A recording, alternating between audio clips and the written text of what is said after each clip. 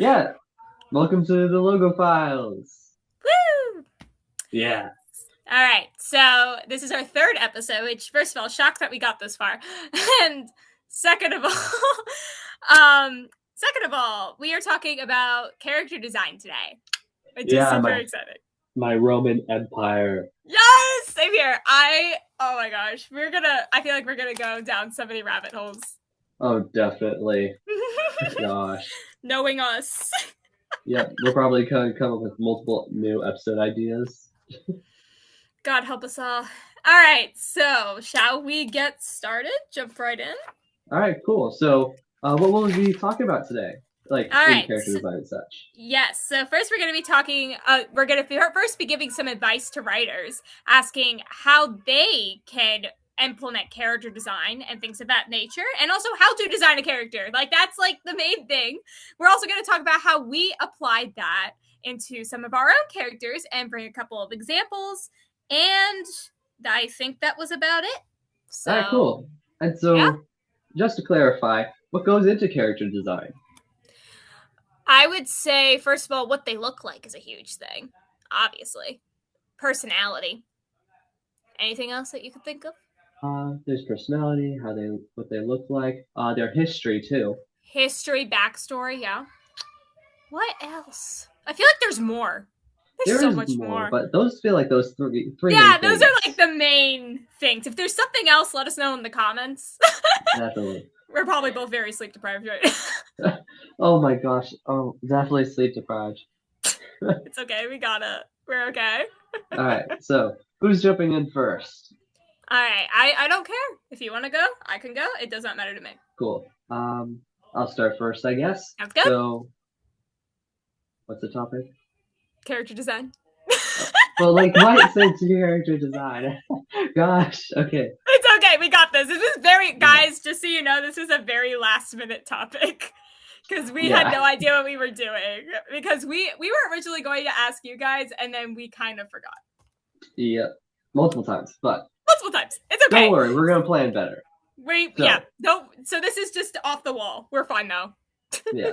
So, with character design, um, so thinking about it, Yeah. definitely how they look like. And I feel like what they look like kind of gets pushed aside into the art, into the stylized bit. But I feel Yeah. like it's very underutilized, actually. Exactly. Like, Definitely underutilized for yeah, sure. I And believe it's yeah. Continue. I'm sorry. appearance can really help add to the story Hmm. instead of just being, oh, this is what they look like. Yes, especially I think we were talking about this a little bit when we were talking about this episode, but also just like what they wear as well. That has such symbolism in a character, which is really interesting. And honestly, I think we could do a whole episode on this topic, really. Yeah, Yeah. definitely. With So, yeah, so definitely what they look like, what they wear, that has such a huge thing, especially like also ethnicities as well. And like, especially like a fantasy novel or something like that. So yeah, just in all of that fantasy is such a novels, like huge you can thing. go even more crazy and make up your I know. own race slash Exactly. culture. So it really Mm-hmm. adds to the depth of the character with what they look like. Oh, it does. Yeah. So literally so many things can influence what a character looks like. So I feel like as an author or a writer, even an artist, that should be like the first thing that you nail down. Even like personality can come. Like I feel like my characters write themselves sometimes. So like Yeah, personality same. yeah. So personality can come and go, but I feel like the main thing that's gonna be your constant is what they look like. How they Yeah, show up for the definitely. reader, how the reader can imagine them. Yeah, and definitely you play into like stereotypical looks to help Oh elevate the yeah. story to like um kind of like subvert things too. Exactly. Yes. So, all right. So we have one pillar of character design, which is what they Yep, look appearance. And appearance. then you can go on to the next one. Yes. So this is something I absolutely love. But then next we have personality, how they act, how they, like day to day, what do they do? What do they like? What do they dislike? What are they more extroverted? Are they more introverted? That is such a huge part of a character, especially if you are telling it through their point of view. Like readers are going to be experiencing the personality and that character through, their eyes. And it's very important that you have that concrete I guess, framework of a character, so readers kind of know what they're getting into. Yeah, definitely. And filtering the story through a personality really helps readers connect.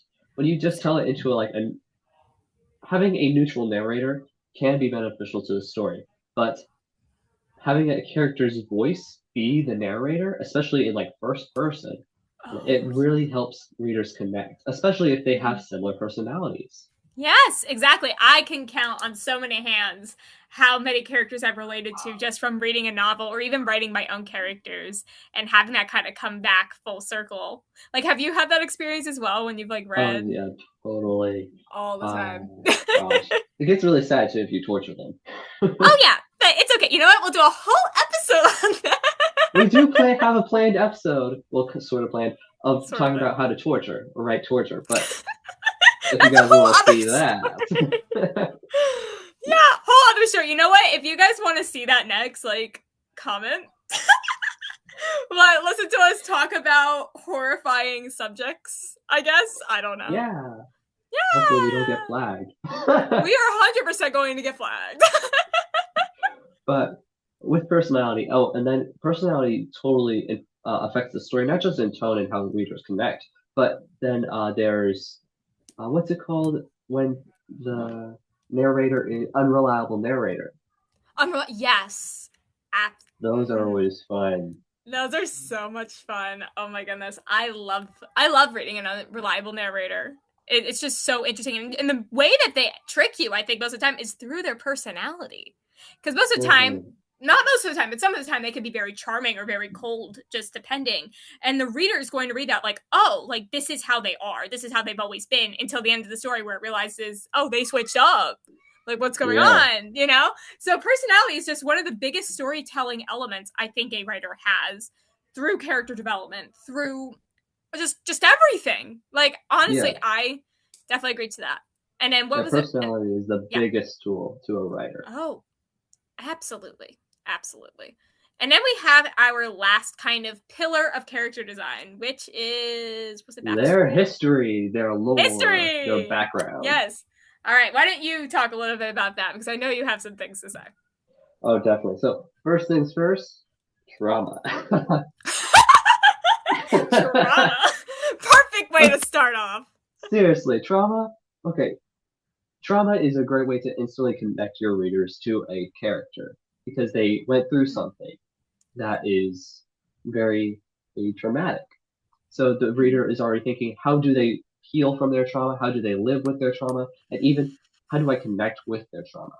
But this is Exactly. where kind of like, this is back in the cringe days of making OCs. Sometimes people lean too much into trauma, sometimes I'd say, where they forget the domestic life. Yeah.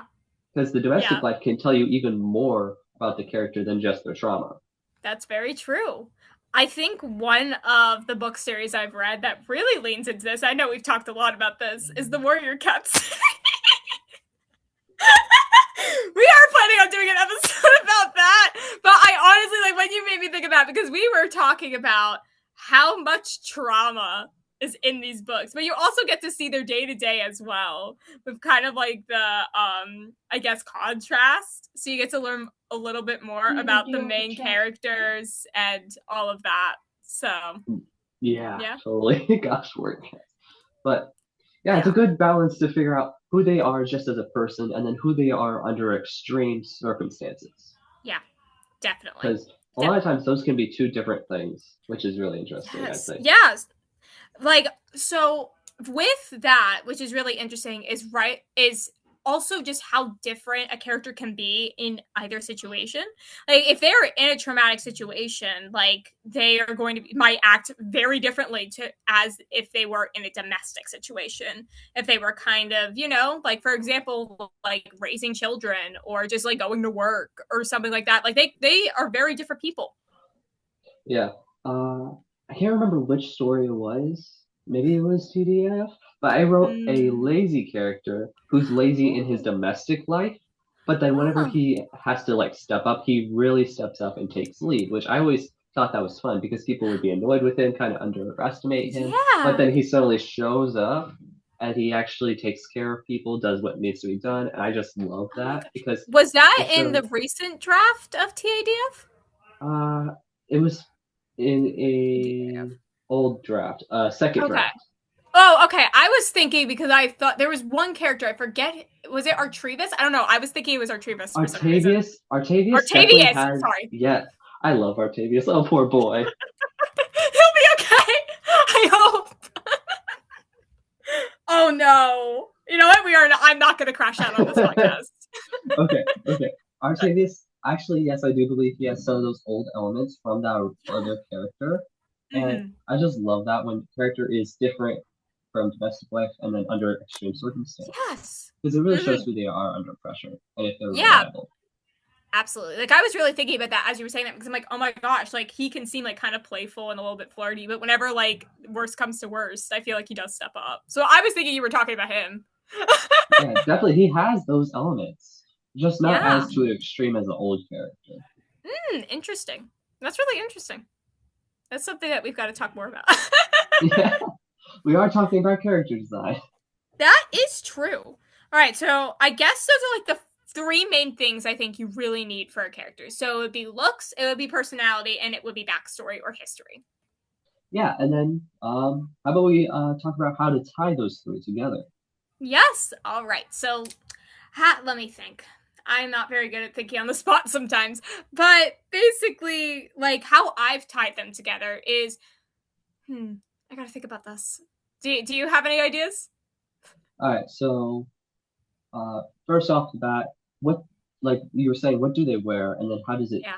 tie to their personality or to their history? For Yeah. example, uh, Like for you can example, like take culture, oh yeah, culture and culture. history. Like whenever they're like clothing can tell you so much about a person, which background on the really quick, let me just give you a little like fun fact about Olivia time. But before I wanted to become a writer, I actually wanted to be a costume designer for a very long Ooh, time. I learned how to sew. I did all the sewing classes. I was like really deep into it. And then one day I quit and I decided I wanted to do writing. So that's like my whole origin story, I guess. But yeah, but during that time I learned a lot about color theory and I learned a lot about what clothes can tell people, which is really interesting because I try to tie this so much into my writing.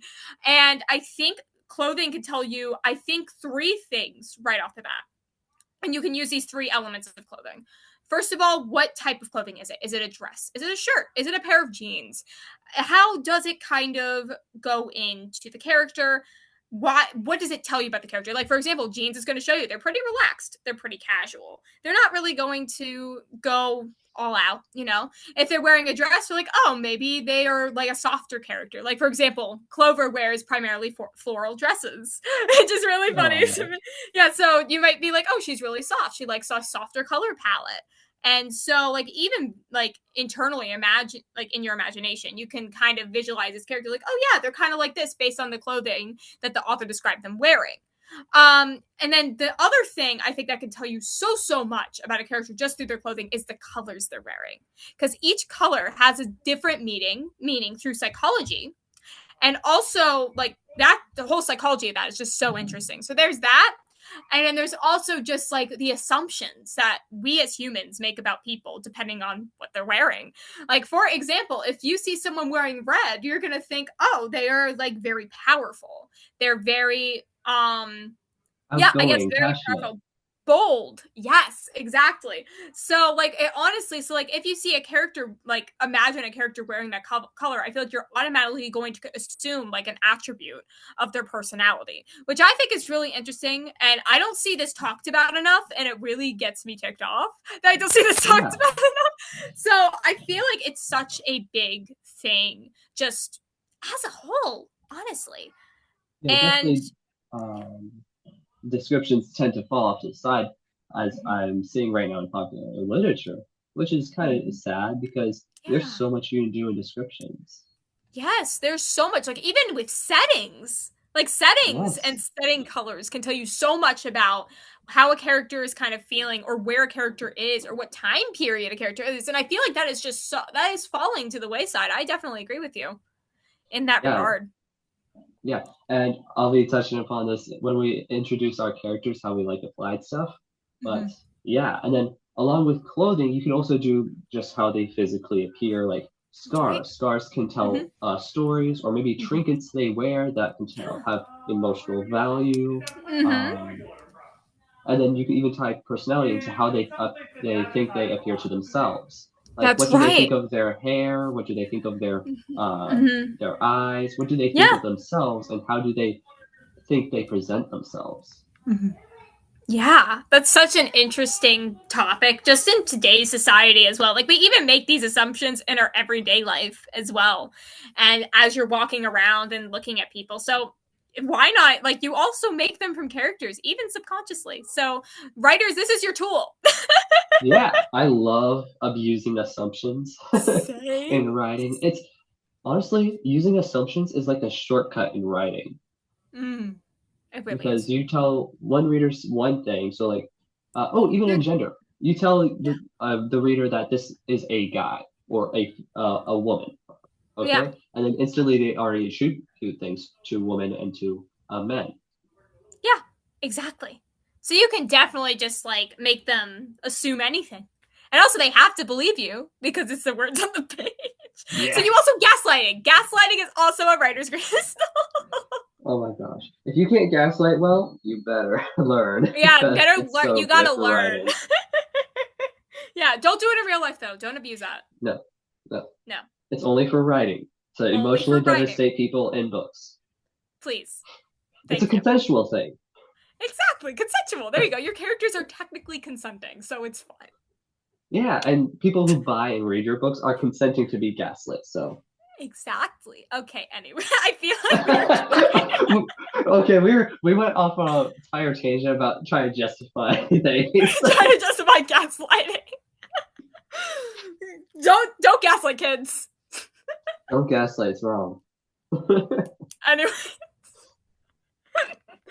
okay, so character time. So I know that we had talked about which ones we were like kind of talking about beforehand. So, Yeah, all right. So which ones are we thinking? All right. So let's okay. just introduce the ones that we're going to talk about. I'm sorry. Okay. Yeah, Yeah. that's a great starting point. Don't want to throw Mhm. random characters at the audience. Oh, yeah. All right. So do you want to go first, or I can go first, or I don't really care. Sure, I'll introduce my character, Sounds or good. maybe characters. There's Characters. so I'll be talking about characters from my book that is currently in its fourth draft, To Douse the Flame, and I'll be primarily talking about Harley Zerov, who is one of the three main characters. By the way, she's the best. She is so fun, but also Oh, so I hard to love her. write. But Yeah. what about you?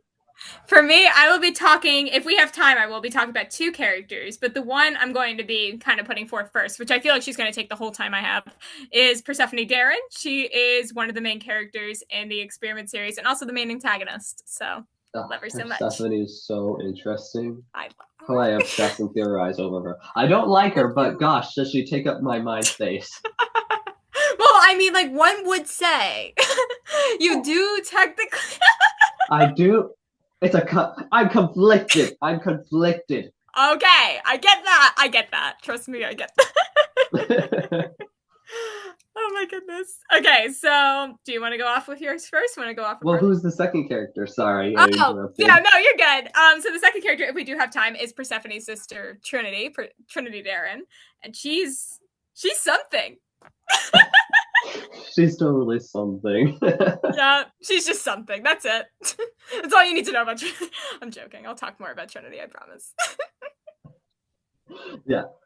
Okay, so I'll go first then. Yeah, sounds good. Cool. So Harley Zeroff is the middle child of the three main characters. All the Classic. characters in To Dance of Flame are siblings. There's Rogar, the oldest, Harley, then Cyrus, their youngest brother. Yeah. And so with Harley, I really wanted her to. She in the story doesn't actually have a full interaction with her brothers for the most of it. Mhm. And so what I really want to do with her character is to basically have her brothers constantly with her, kind of like they're haunting the narrative, especially with the fact that she's trying to prevent their death. So in the story, she's come off pretty much acting like they're dead already, and she's trying to like bring them Mhm. back, kind of. Oh yeah. Uh, so I really wanted to make that evident with her character. And then it's a grim, dark, epic fantasy, so I had to tie in some of that darkness. And her character was already pretty dark from the first draft. Oh yeah, we were talking about that. I'm still traumatized. Yeah. So with her character, I really wanted her to be just she really loves her brothers, and so she obsesses and pretty much she only loves her brothers. Yeah. And so through that character design, I've thought about what she looks like. Her personal appearance doesn't look too crazy. She Mhm. has long brown hair, hazel eyes, which is interesting because her two brothers don't have the same eyes as her. Oh, Cyrus that's has so their mom's interesting. eyes, and Harley has her dad's eyes. And then Oh wow. Rogar, he has red eyes, which is supposed to be signified as divinity, and so he's kind of separate from his siblings. Dang, But I love that. yeah, so and then she has like kind of like this tannish olive skin color. Mhm. Uh, I don't for my story kind of like took inspiration from a bunch of cultures, and I Yeah. don't really know what culture Harley is or her brothers, Hmm. but they're kind of like a mess of cultures, Yeah, that honestly. makes sense. I mean, like it's a fantasy novel. You can do whatever you want.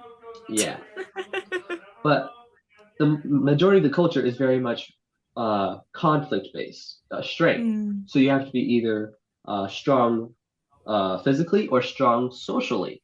And that's Harley. Harley is socially strong. She doesn't actually really fight anyone, like no daggers, swords, or whatever, no brawling. Instead, what she does is she manipulates social interactions. Mm.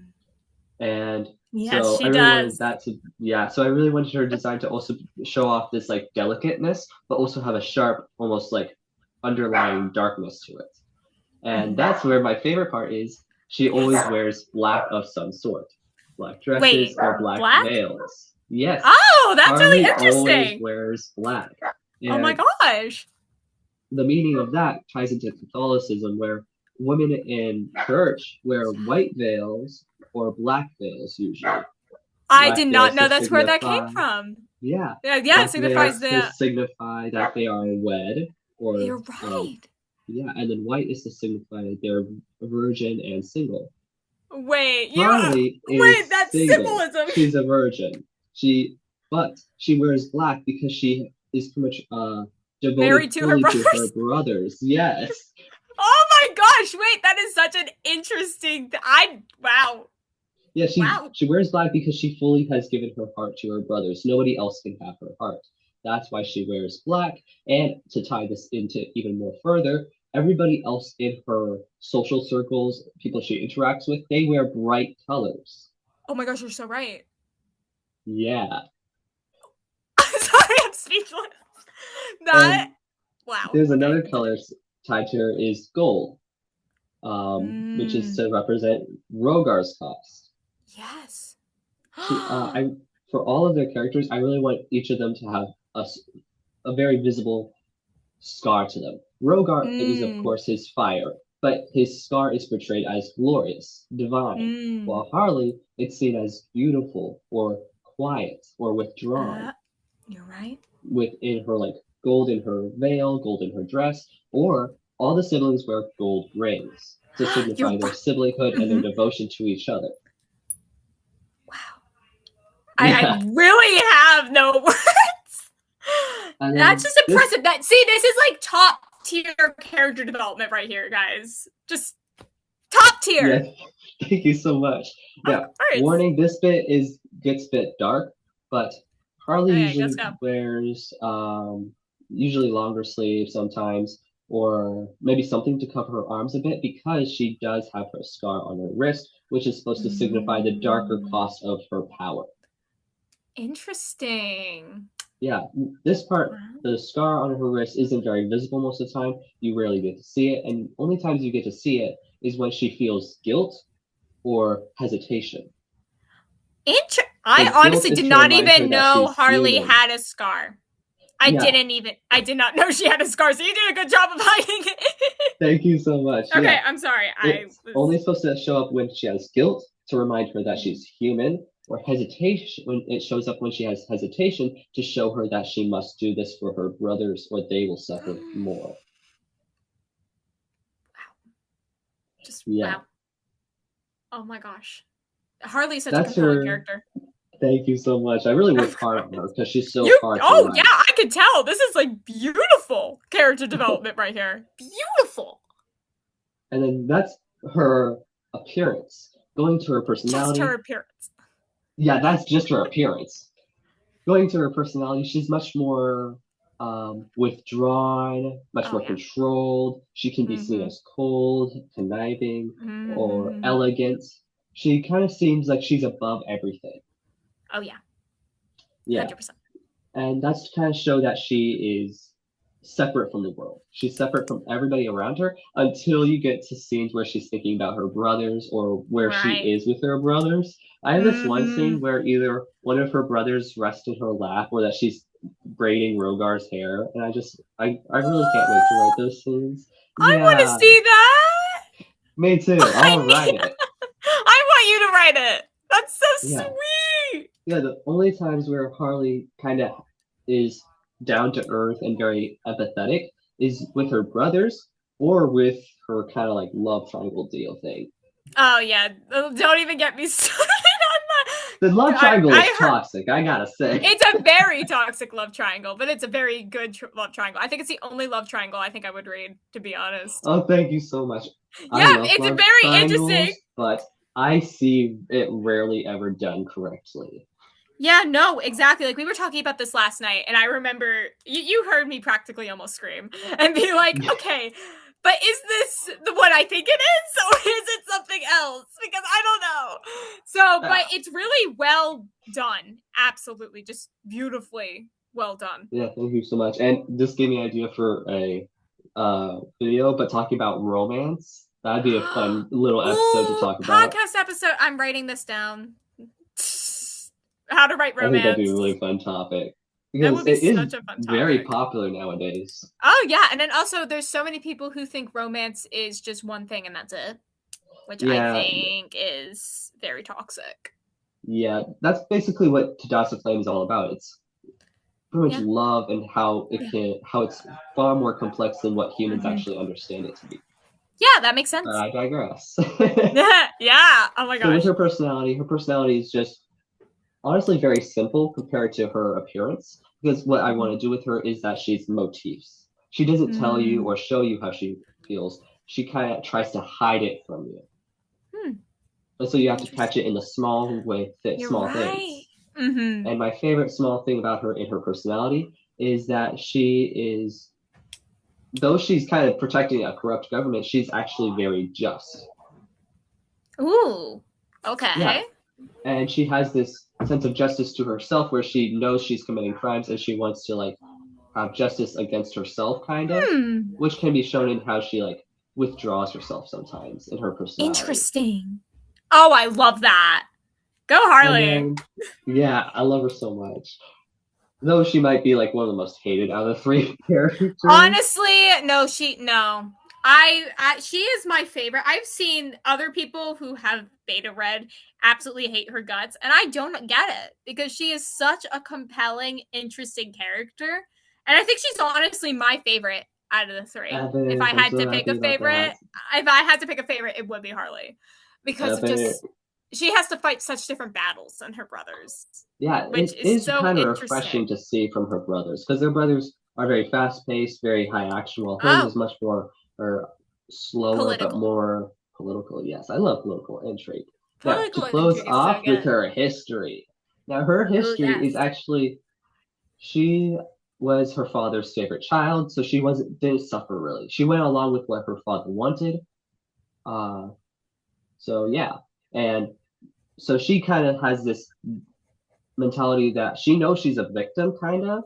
She is a victim, but She she kind of knew. thinks she's also enabling her brother's Mm, suffering. She's enabling her father interesting. to hurt her brothers when she was younger, so she's trying to atone for that now. Interesting. So she's kind of throwing herself under the bus while doing that, Oh wow. I love which that. leads into her fear of mirrors because that mirrors show Yes. the conflict between her present self and her past self, and she I hates love that, the so she mirror doesn't look thing. at mirrors. Yeah, I love that small detail. When you told me that detail, I was so happy. I was like, oh my gosh. Like, that's such a good detail for her character, too. Just like what her character also represents. Like, she does all these horrible things. She feels like she has to atone for them, but she can't look at herself. Like, after all yeah, that is over. seriously, I love that. So Now, interesting. that's entirely for you guys. That's how I kind of think about going about characters, especially with complex characters like Harley. Now, how about Mm-hmm. you with All Persephone? right. So I'm actually going to just combine Persephone and Trinity because they also have a lot of they may not seem similar, but they are pretty similar. And they're also sisters. So a lot of their history intertwines with each other and all of that. So I'm going to get into this. So first of all, we have their appearance. Persephone and Trinity, when you were talking about like how Harley got like her appearance kind of from like her mom and dad, or whatever, I was thinking about how like Persephone and Trinity kind of got theirs. And it was really interesting because it was very intentional how I did that, which is really interesting. So first of all, if you have read Exposed, this is a small spoiler if you haven't. But if you've read Exposed, Persephone what didn't always look the way she does now. She used to have blonde hair and blue eyes. So in retrospect, it's like, oh, she's like like an angel child, like perfection almost. Like you look at that, it's like the Iranian child, and like like World War II, like kind of what that was kind of pushing. And then Yeah. so it's really interesting because then you notice first of all, and also Persephone and Trinity have two other younger siblings. They have Avalon, who's the second oldest, and then they have Franz, who's the youngest. So the thing is about Persephone is that she has blonde hair and blue eyes, and so do her other two siblings besides Trinity. They all have some variation of blonde hair, and they all have some type of blue eyes, and they all get that from their mother. The blonde hair is from their mother, and they all have their father's eyes. Well, Trinity, interestingly enough, she has dark brown hair like her father, but she has her mother's eyes, and she's the only sibling who does. So that actually plays in a lot because Trinity was always seen as the black sheep of their family, which goes into a little bit of their history. So even though this is like a big thing, I kind of hesitate saying this, but if Trinity was never hurt at all, Persephone would have never went through any of the abuse she did with her parents at all. Oh, Because that's really Persephone was, interesting. I know, because Trinity was the person that was very different from the rest of her family. She's a lot, as you see in Exposed, she's a lot louder. She's a lot more action oriented. She's like, I don't want to sit here and think about this stupid thing. I just want to go do it. Well, Persephone and her other two siblings are a little bit more quieter, a little bit more calculating, a little bit more like their mom. Basically, Persephone's a lot like her mother, even though she really refuses to admit that, but she is. And the interesting thing about that as well is how similar both Persephone and Trinity are, even just throughout their lives.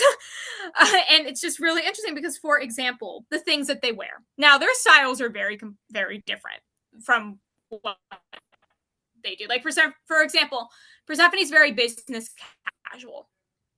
And the thing is, she only wears 3 colors throughout the whole series, and she will only have like gold accents to these.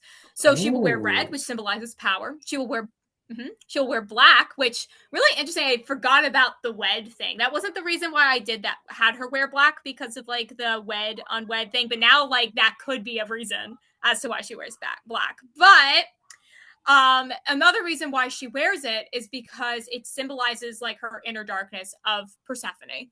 And then she wears white, which notoriously symbolizes purity, which is very contrast to the black and red. And you may be wondering, why the heck does she wear this? And it's partly because it's for her younger self. It's for her child self. oh. And it's like because her younger self was so pure and so like kind of untainted in her eyes, at least. That's not true, but it's that type of thing. So yeah, well, Trinity ends up, she wears a lot of white. Trinity wears a lot of white, but it's like not off white, but I imagine it like there's always something on it. There's always like dirt on it.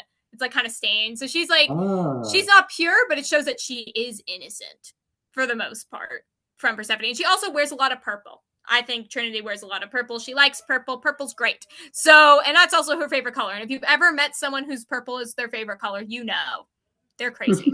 So, no You speak offense from to people who like purple. experience.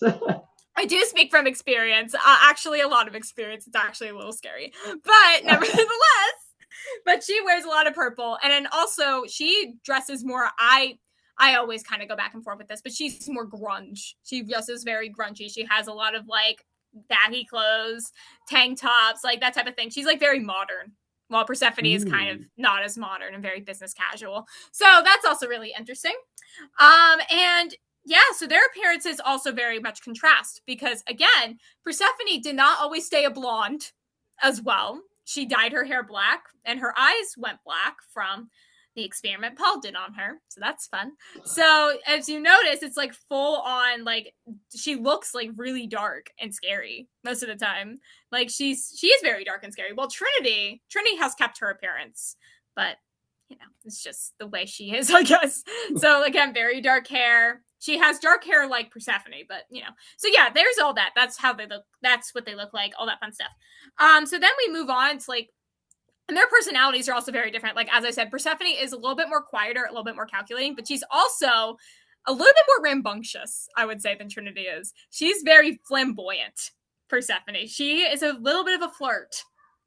Like a little too much of a flirt. It's a problem. And she just like kind of is the type to like, oh yeah, like let's go out and let's go do this and I'm going to have a couple drinks and then we're going to be fine. You know, that's like that's Persephone's personality. She's very extroverted. She's very kind of out there, but she's also very quiet and calculating.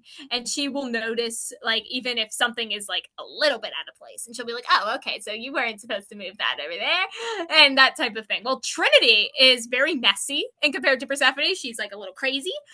She also has very loud and fast emotions, while Persephone tends to not show her emotions as much.